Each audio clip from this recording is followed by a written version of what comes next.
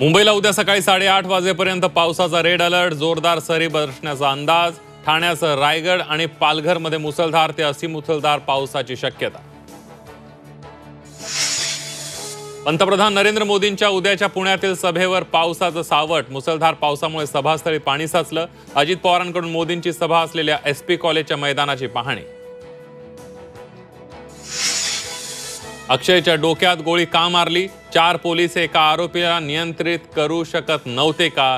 पिस्तूल की रिव्हॉल्व्हर मधून गोळी मारली? मुंबई हायकोर्टाचे एन्काउंटरवरून सवाल. आता पुढची सुनावणी 3 ऑक्टोबरला होणार. मराठा आंदोलक मनोज जरांगेंचं 9व्या दिवशी उपोषण स्थगित. पाणी पिऊन जरांगेंनी उपोषण मागे घेतलं. संभाजीनगरमधील खासगी रुग्णालयात जरांगेंवर उपचार सुरू. तर रोजमरे म्हणत भुजबळांची जरांगेंवर टीका. ओबीसी नेते लक्ष्मण हाके आणि नवनाथ वाघमारेंचं उपोषण स्थगित. महिलांच्या हस्ते पाणी घेऊन उपोषणाची सांगता.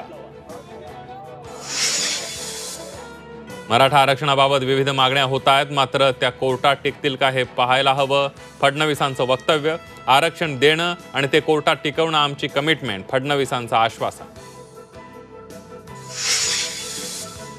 शिवसेना, ठाकरे पक्ष, राष्ट्रवादी शरद पवार पक्ष आणि काँग्रेस पक्षातील कार्यकर्ते फोडा आणि आपल्याकडे जोडा. अमित शहांचे नाशिक दौऱ्यामध्ये भाजप नेते, पदाधिकारी आणि कार्यकर्त्यांना आदेश.